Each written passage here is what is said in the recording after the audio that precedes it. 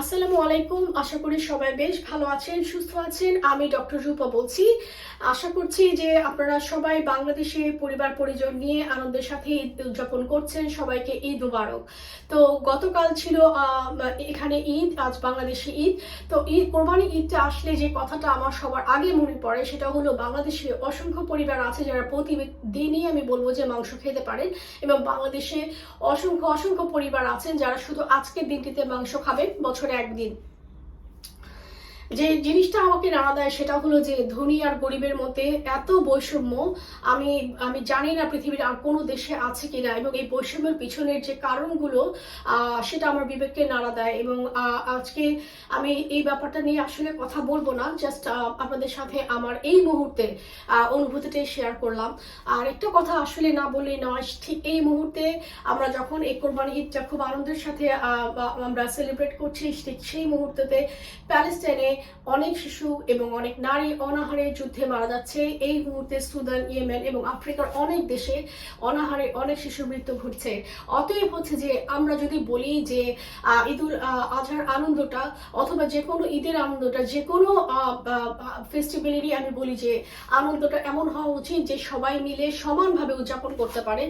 কখনো এমনটা হয় না, হওয়া উচিত না যে কোনো একটা জাতি, একটা গোত্র অথবা কোনো একটা আমি বলবো যে শ্রেণী শুধুমাত্র সেই ঈদটাকে উদযাপন করতে পারবে, আরেকটা শ্রেণী একেবারে ঈদটাকে উদযাপন করতে পারবে না, আরেকটা শ্রেণী বুঝতেই পারবে না ঈদটা আসলে কি, অথবা আরেকটা শ্রেণী আসলে কাছে সেই দিনটা খাওয়ার মতো কোনো খাবার থাকবে না। আমি এই ধরনের যে ব্যাপারগুলো, এই যে বিশাল একটা বৈষম্য, এই বৈষম্যগুলো আমি জানি না কবে দূর হবে বা আমি কখনো দেখে যেতে পারবো কিনা। একটা শান্তিময় একটা পৃথিবী যেখানে কোনো যুদ্ধ থাকবে না, কোনো ক্ষুধা থাকবে না, এবং অবশ্যই যেটা আমার একটা, আমি বারবার বলেছি, এটা আমার একটা স্বপ্ন, মিশন এবং ভিশন যে একটা আমি হাঙ্গার ফ্রি একটা ওয়ার্ল্ড চাই এবং পিসফুল একটা ওয়ার্ল্ড চাই, এবং আমি এটা দেখে যেতে চাই। কারণ আমি বলবো যে আমি বারবার বলেছি যে আমার জন্মের পর থেকে এখনো পর্যন্ত আমি এমন কোনো দিন দেখি নাই যে দিনটাতে পৃথিবীতে আসলে যুদ্ধ হয় নাই। এমন কোনো দিন দেখি নাই যে দিনটাতে কোনো শিশু, কোনো নারী অথবা কোনো নিরপরাধ মানুষকে যুদ্ধে মরতে হয়নি, অথবা হচ্ছে যে অনাহারে মরতে হয়নি। অতএব হলো যে এই জিনিসগুলো আসলে আমাকে বেশ নাড়া দেয়। আর আমি যখন এখানে এসেছি, এখানে আসার পরে আমি বিভিন্ন দেশের মানুষের সাথে মিশি, বিভিন্ন জাতির সাথে আমি মিশি, এবং বিভিন্ন আমার সাথে আমি বিভিন্ন রিলিজিয়নের মানুষের সাথে মিশি, এবং আমার কাছে এখানে আসার পরে আমার জীবনের দৃষ্টিভঙ্গিটা আমি বলবো যে অনেকটা বদলে গেছে, এবং আমি সবার উপরে মানবতাটাকেই আমি সবচেয়ে বেশি প্রায়োরিটি দিই। কারণ হলো যে আসলে দিন শেষে এটাই সত্য যে আমি একটা মানুষকে, মানুষ হিসেবে আরেকটা মানুষকে কতটা ভালো রাখতে পারছি, মানুষ হিসেবে আরেকটা মানুষের কত উপকারে আসতে পারছি, এবং তাকে আমি কতভাবে কিভাবে সাহায্য করতে পারছি জীবনে, আসলে সেটাই বড় কথা। আর যদি আমি কিছুই করতে না পারি কারোর জন্য, কোনোদিন তার ক্ষতি না করা। তো এই জিনিসগুলো হচ্ছে যে আমার এখান থেকে আসার পরে এগুলো শেখা, এবং আমি বলবো যে এগুলো আমি দেখি যে আমার ছেলেমেয়েরা স্কুলে যে তাদেরকে আসলে স্কুলে এই শিক্ষাটা দেওয়া হয় যে তোমরা একজন আরেকজনকে যতটা পারো হেল্প করো, এবং হচ্ছে যে আরেকটা কথা, হেল্প করতে না পারলে কারো ক্ষতি করবে না। তো এই শিক্ষাগুলো আমরা স্কুলে, আমার মনে পড়ে না যে এই শিক্ষাগুলো আমরা আসলে পেয়েছি বা পেয়ে বড় হয়ে যতটুকু শিক্ষা আমরা আসলে পাই সেটা হচ্ছে আমাদের পরিবার থেকে। তো যেসব কথা এই পর্যন্ত আমি বললাম, সেই কথাগুলো আসলে আপনাদের কাছে অনেক নীতি কথা হতে পারে, বাট আসলে আমি বলবো যে এটা হচ্ছে আমার একেবারে আত্মকথন, যেটা আমার ভিতরে আছে, এবং যে ধরনের পৃথিবী আমি দেখতে চাই, যে ক্ষুধামুক্ত একটা পৃথিবী, শান্তিপূর্ণ একটা পৃথিবী, এবং ইচ্ছা করে, আশা রাখি যে মৃত্যুর আগে অন্তত, জানি না, তারপর আশা রাখতে তো আসলে দোষ নাই, স্বপ্ন দেখতে দোষ নাই, এবং হচ্ছে যে এরকম একটা পৃথিবী দেখে যেতে পারবো কিনা। তো দেখে যাওয়ার ইচ্ছা খুব আছে আমার মধ্যে। তো আজ আমি যেটা বলতে চাই যে অবশ্যই ডক্টর হিসেবে তো আমার আসলে সবসময় অসুখ বিসুখ নিয়ে কথা বলা উচিত, বাট আজকের দিনটাতে ইচ্ছা করছে না ওসব বিসুখ নিয়ে কথা বলতে।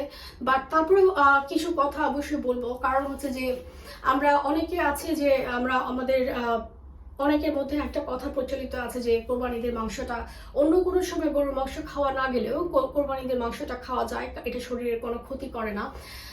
মাংস তো আসলে মাংসই, এবং কোরবানির যে মাংস আমি বলবো যে গরুর হাটে যে গরুটা বিক্রি হয় সেটাতে অনেক স্টেরয়েড দেওয়া থাকে, গরুকে স্টেরয়েড ইনজেকশন দিয়ে সেটাকে মোটা তাজা করা হয়। অথবা আপনি যে মাংসটা খাবেন আজকে, বেশিরভাগ ক্ষেত্রে সেটাতে আপনার সাথে গরুর মাংসের সাথে স্টেরয়েডটাও খেয়ে নেবেন। এটা আমি বলবো যে কাইন্ড অফ আমি বলবো যে এটা একটা বিষ। এবং যাদের হচ্ছে যে high blood pressure, high cholesterol আছে, অবশ্যই একদিনে বাড়বে না, বাট আপনাদেরকে জানিয়ে রাখা যে গরুর মাংস আসলে পরিমাণ মতো খাওয়া, সব ধরনের অকেশনে, সেটা ঈদ হোক ঈদের বাইরে হোক, পরিমাণ মতো খাওয়াটাই উচিত।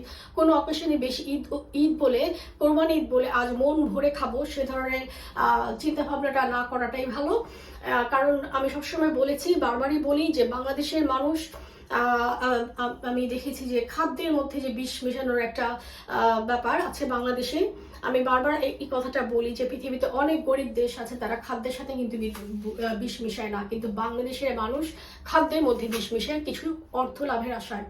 হ্যাঁ, তারা হচ্ছে যে চিন্তাও করে না যে এই মাংসটা মানুষ খাবে এবং এই মাংসগুলো বা এই ফলটা বাচ্চারাও খাবে।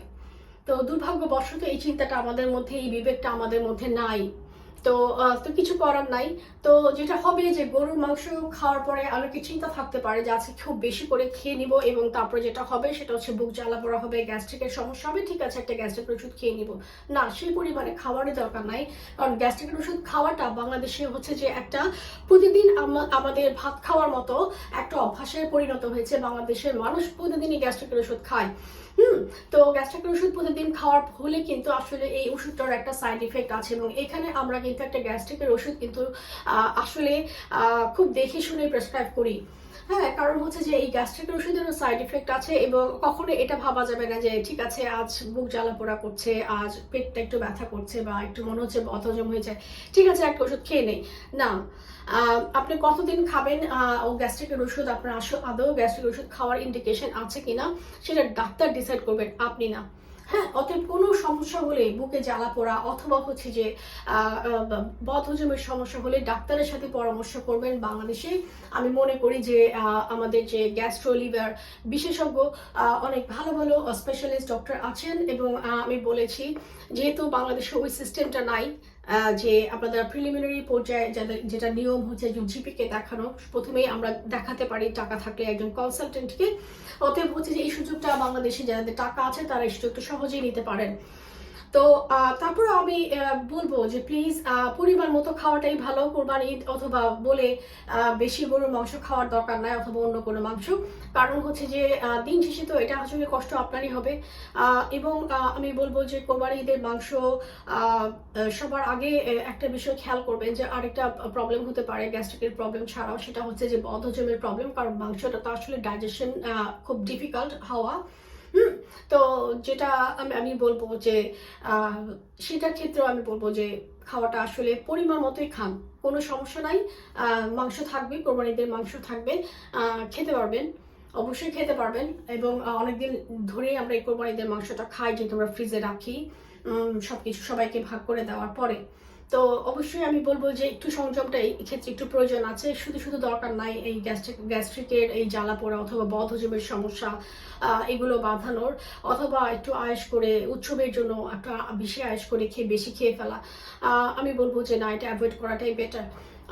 তো আরেকটা কথা আমি আপনাদেরকে বলতে চাই যে কোরবানি ছাড়াও, কোরবানিদের গরুর মাংস বাদেও আমি এতগুলো পর্ব করেছি, এবং আমার আসলেও এই পর্বগুলো করার পিছনে আজ যেহেতু ঈদ বাংলাদেশে, তো এতগুলো পর্ব করলাম, এবং পর্বগুলোর বিভিন্ন বিষয় নিয়ে আমি কথা বলেছি, এবং আমার বিষয় নিয়ে কথা বলবার আসল উদ্দেশ্য ছিল যে আপনাদের যে বিভিন্ন রোগ সম্পর্কে ভুল ধারণা আছে সেগুলো থেকে যদি আপনাদেরকে একটু বের করে নিয়ে আসা যায়, অথবা যে জিনিসগুলো আমরা হয়তো বা সঠিকভাবে জানি না যে ওষুধগুলো সম্পর্কে, ওষুধের চিকিৎসাগুলো সম্পর্কে, সেগুলো থেকে যদি আপনাদেরকে একটু বের করে নিয়ে আসা যায়, সেই প্রচেষ্টা।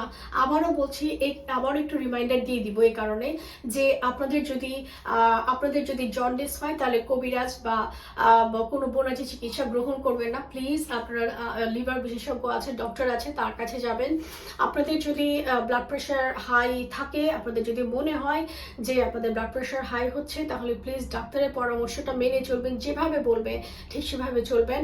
এবং কিভাবে আসলে ব্লাড প্রেশার ডায়াগনোসিস হয় এবং ডাক্তারের এবং এটার জন্য আপনাদের কি কি করণীয়, কি কিভাবে আপনারা এই ব্লাড প্রেশারটাকে কন্ট্রোলে রেখে আপনারা হচ্ছে যে বিভিন্ন জটিলতা আপনারা প্রিভেন্ট করতে পারেন, অনেক সব কিছু আসলে আপনাদের হাতের মধ্যে, সেটা আপনারা একটু দেখবেন। এবং আরেকটা কথা অবশ্যই বলবো, সেটা হচ্ছে ডায়াবেটিস আক্রান্ত রোগীদের ক্ষেত্রে, কারণ ডায়াবেটিস বাংলাদেশে অনেক প্রিভেলেন্ট। এবং আমি খুব বলি যে আমি বারবার আমার যতগুলো পর্ব আছে বেশিরভাগ পর্বে আমি এই কথাটা বলি যে ডায়াবেটিস রোগীর সমস্ত পরীক্ষা নিরীক্ষা, সমস্ত চিকিৎসা, সমস্ত ইনভেস্টিগেশন প্লিজ সরকারের প্রতি অনুরোধ রইল যে আপনারা ফ্রি করে দিবেন প্লিজ। কারণ হচ্ছে যে আপনাদের নিজের সরকারের নিজের স্বার্থেই বলছি। এবং আমি আপনাদেরকে বারবার বলবো যে আপনারা নিজেরা নিজের যত্ন নেবেন এবং কোনো সিমটমকে, কোনো কিছুকে ছোট করে দেখবেন না। হ্যাঁ, আজকে মাথা ব্যথা হলো, পেট ব্যথা হলো, বা বুকে জ্বালা পোড়া করলো, বা ঘাড় ব্যথা হলো, যে কোনো কিছুই, যে কোনো ব্যাপারেই সবসময় ডাক্তারের শরণাপন্ন হবেন। কোনো আমি বলবো ফার্মেসির যে বসে ফার্মেসির দোকানদার, তাকে চিকিৎসক মনে করে তার কাছে দৌড়ে যাবেন না প্লিজ, বা কবিরাজ তার কাছে দৌড়ে যাবেন না। তারপরে হলো যে বোনার চিকিৎসা করেন যারা, তাদের কাছে দৌড়ে যাবেন না প্লিজ। কারণ হচ্ছে যে একজন ডক্টর, বাংলাদেশে ডক্টর আছে এবং একজন ডক্টর কিন্তু আসলে সারা জীবন অনেক পড়াশোনা করে তারপরে একজন ডক্টর হয়। হ্যাঁ, বা ডক্টর হওয়া আসলে খুব সহজ ব্যাপার না। তো অনেক কষ্ট করে একজনকে ডক্টর হতে হয়, তারপরে হচ্ছে তাকে স্পেশালিস্ট বা কনসালটেন্ট হতে হয়, বা বাংলাদেশের পার্সপেক্টিভে প্রফেসর হতে হয়। অর্থাৎ তার জ্ঞানের সাথে তো আপনি একজন আমি বলবো যে আপনারা এই ফার্মেসিতে যে দোকানদার, তাকে আমি দেখেছি গ্রামে ডাক্তার হিসেবে ডাকেন, তারপরে হচ্ছে কবিরাজকে ডাক্তার বলেন। এগুলো করে ওই যে ডাক্তার, যিনি সারাটা জীবনের অনেক পরিশ্রম, অনেক ত্যাগের বিনিময়ে একজন ডাক্তার, একজন স্পেশালিস্ট অথবা আপনার প্রফেসর হন, তাকে আসলে ছোট করবেন না।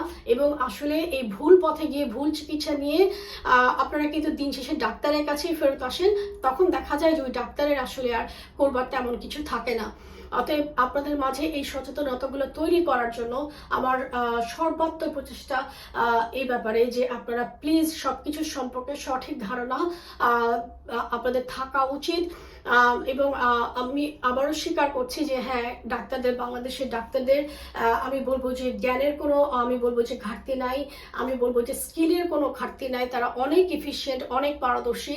একটি সমস্যা, সেটা হচ্ছে সময়ের ঘাটতি, যেটা হচ্ছে যে কারণে বাংলাদেশে ডাক্তার এবং রোগীর সাথে যে আমি বলবো যে একটা বন্ডিং বা যে একটা সুন্দর একটা সম্পর্ক, সেটা গড়ে ওঠে না। এবং এটার কারণটা, এটার জন্য কিন্তু আসলে ডাক্তার দায়ী না, বাংলাদেশের সিস্টেমটা দায়ী। কারণ একজন কনসালটেন্ট কয়টা রোগী দেখবেন? সর্বোচ্চ 5টা রোগী দেখবেন, ম্যাক্সিমাম 5টা রোগী দেখবেন 5 ঘন্টায়। এটাই আমি দেখেছি এখানে। সো কিন্তু যেহেতু আমি বলেছি বারবার, বাংলাদেশের স্বাস্থ্য ব্যবস্থাটার মধ্যেই সমস্যা।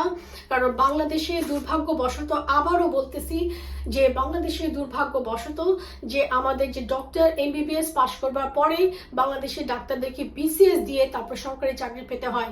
কিন্তু আমি মনে করি যে ডক্টর, যিনি ডাক্তার হয়েছেন, যিনি এই ডাক্তারি পরীক্ষা অ্যাডমিশন টেস্ট দিয়েছেন, এত কিছু পড়াশোনা করে তাকে অ্যাডমিশন টেস্ট দিতে হয়, লাখ লাখ ক্যান্ডিডেটের সাথে তাকে আমি বলবো যে কম্পিটিশন করতে হয়।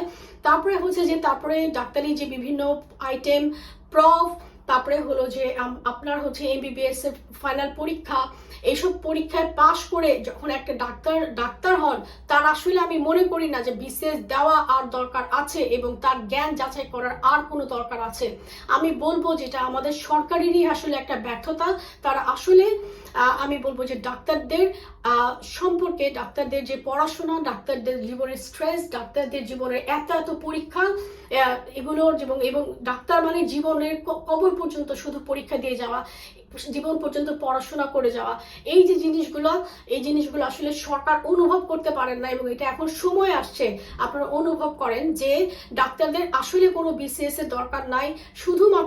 শুধুমাত্র আমি বলবো যে ওনাদের নলেজ আপনারা অনেক আগেই যাচাই করে ফেলছেন, এবং তারা যে ইফিশিয়েন্ট সেটাও প্রমাণ করে ফেলছেন। কারণ ডাক্তাররা কখনোই অ্যাডমিন হবেন না, অ্যাডমিন ক্যারিয়ারে ঢুকবেন না, ডাক্তাররা করবেন মানুষের চিকিৎসা। অতএব কোথায় আমার কক্সবাজার, কোথায় আমার পঞ্চগড়, এগুলো জানার আমার এখন আর দরকার নাই। এই সময় পরীক্ষা ডাক্তার অ্যাডমিশন টেস্টে দিয়ে আসে, আর তারপরে 5 বছর যে পরে 5 বছরের এমবিবিএস ডিগ্রি, 1 বছর ইন্টার্নশিপ যথেষ্ট এসব ছোট ছোট রোগের, এই যে আজকে যেটা গ্যাস্ট্রিকের কথা বললাম, ছোট ছোট রোগের চিকিৎসা করার জন্য যথেষ্ট। অতএব এগুলোর জন্য অবশ্যই তাকে আমি মনে করি বিসিএস এর এই ঝামেলার মধ্যে আরো 2 বছর বিসিএস পরীক্ষার জন্য নষ্ট করবেন না ওদের জীবন থেকে। বিসিএসটা দিয়ে 2টা বছর আরো লাইফ থেকে নষ্ট হয়, এবং তারপরে পাঠানো হয় গ্রামে। 2 বছর গ্রামে থাকার পরে তারপরে সে যুদ্ধে নামতে লাগে, পলিটিক্যাল লবিং এ নামতে লাগে, যে একটা ট্রেনিং পোস্ট পাওয়ার জন্য, একটা ডিগ্রি করার জন্য। এবং আমি সবসময় বলি, এই যে জিনিসগুলো পুরো সিস্টেমের মধ্যে প্রবলেম, এই প্রবলেমগুলোর কারণে আসলে একজন ডাক্তারের কাজ যেভাবে রোগী দেখা, এটা বাংলাদেশের ডক্টররাও জানেন কিভাবে একটা পেশেন্ট দেখতে হয়।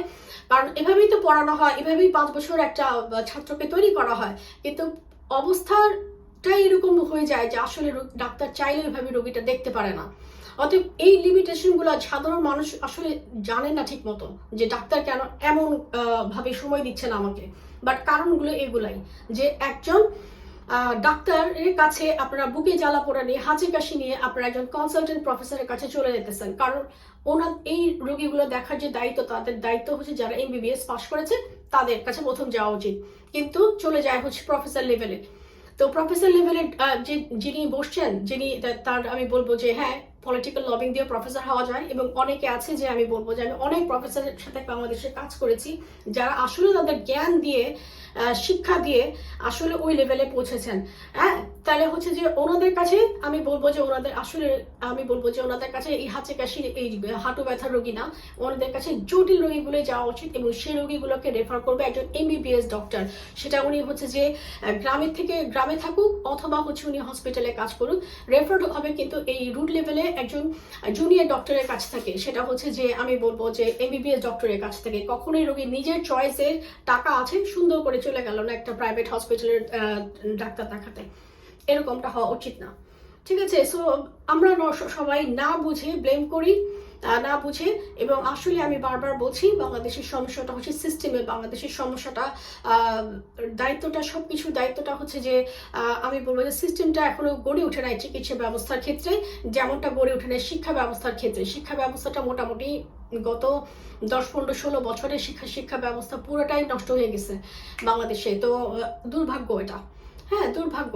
তো এটা আমাদের এগুলো রিফর্ম আবার তৈরি করতে হবে। এবং চিকিৎসা ব্যবস্থা কখনোই সুস্থ ছিল না বাংলাদেশে, এবং দুর্ভাগ্য যে আমি এখনো আজকেও দেখলাম মনে একটা নিউজ, যে আমাদের বাংলাদেশের একজন নেতা আবার হচ্ছে যে তার পরীক্ষা করাতে সিঙ্গাপুর চলে গেছিলেন। তো দুর্ভাগ্য, দেখেন 54 বছর হয়ে গেছে বাংলাদেশে স্বাধীনতার, একটা হাসপাতাল হয় নাই বাংলাদেশে যে নিজের চিকিৎসা এই দেশে বসে উনি করাতে পারেন। হ্যাঁ, এটা হচ্ছে যে দুর্ভাগ্য যে বাংলাদেশের প্রধানমন্ত্রী, বাংলাদেশের প্রেসিডেন্ট, যাদের টাকা আছে তারা সবাই চিকিৎসা করতে চলে যাবেন হচ্ছে সিঙ্গাপুরে, ইন্ডিয়াতে, কিন্তু যাদের টাকা নেই তারা পড়ে থাকবেন সরকারি হাসপাতালে। এবং দুর্ভাগ্য এটাই যে এত বছর করে ক্ষমতা থাকে, স্বাধীনতার 54 বছর হয়ে গেছে, বাংলাদেশে একটা ওই লেভেলের একটা হাসপাতাল হয় নাই যেখানে আপনি আপনার নিজের চিকিৎসা করাতে পারেন, আপনাকে বিদেশে চলে যেতে না হয়। হ্যাঁ, কারণ আমি আবারও বলছি, আপনার জীবনের যে